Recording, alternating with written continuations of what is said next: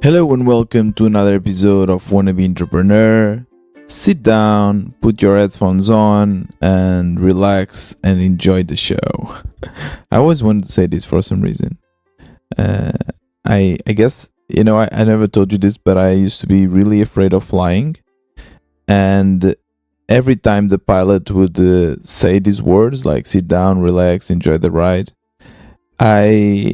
I would see the confidence on his or her voice, and I would, feel more at ease, and I guess a little bit less fearful. Of course, that's not how I actually overcome this phobia, but yeah, that's, I guess, topic for another episode. Let me know if you'd be interested in learning more about this. But today I want to speak about something different. Yesterday I was having a chat or an interview with Dagobert. He is a French software developer slash freelancer and entrepreneur. He started his first company, or at least making money, with 16. It's crazy.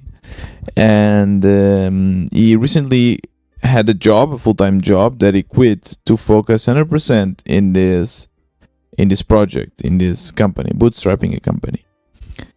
And it's a very interesting conversation. The full conversation will be released in the next episodes.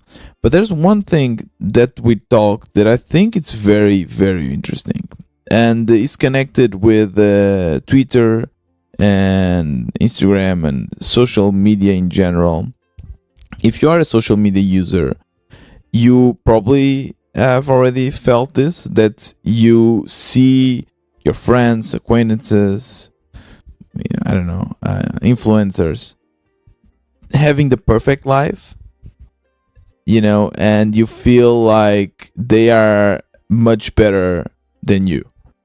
That they are always traveling, they are wearing fancy clothes, that they are surrounded by beautiful people, they have a very interesting life. And then you tend to compare, right? Like humans, we compare quite often with each other, and then you look at your life and it always seems that it's less interesting. And I kind of always assumed that this was only the case for social media in general, but never for the bootstrapping and startup world. And if now that I'm more on Twitter, and because I've been releasing a lot of episodes about Twitter, I'm kind of growing that platform. It's quite normal to see other startup influencers, let's call them like that, just advertising how much money and successful they are, and giving advice and teaching you how to reach your first 1,000 users. And I cannot help to think that they are much more successful than I am. Some of them, they even are just doing their projects as a side project. They have their own jobs. And I'm doing this for 4 months already, full time. And I'm so far from making money. And when I see them with their 3,000, 5,000, 10,000 followers on Twitter, making money, teaching me lessons, people that are sometimes even, younger than me, I think, wow, I'm doing something really wrong, and maybe I'm just not cut for this.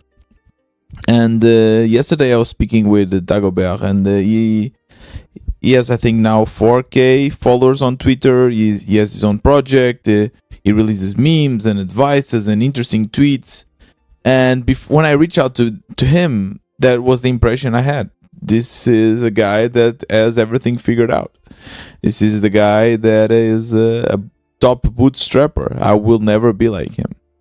And yesterday was funny because I was chatting with him, and he said that he felt exactly the same. He felt exactly the same towards other Twitter influencers, towards other entrepreneurs. He even told me that he's doing this for around 3 years, and only last May he actually started having more engagement and sales, but he's far from actually making the money he wanted to make. So it's very hard. But of course that in social media you only advertise the good things. Why would you advertise the bad things?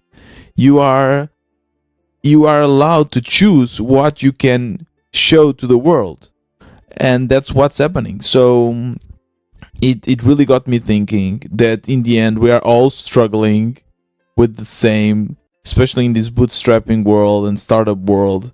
We are all struggling, and you've seen this from the interviews I've made, right? Some of us have gotten into loans, some of them have a family to feed, and everyone has their own struggles. And being an entrepreneur, being a bootstrapper, it's very, very hard for everyone. There's no shortcuts, and if it seems that they somehow immediately got success, it's probably not true.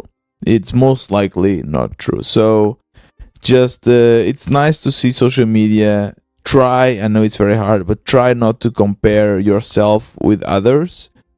And if you see that something doesn't add up, that are just too successful, just look at it with a grain of salt and try to think that, okay, they are probably not as successful and happy as they show. And somehow this will make you feel better with your own situation. Yeah, so I just wanted to share this with you today.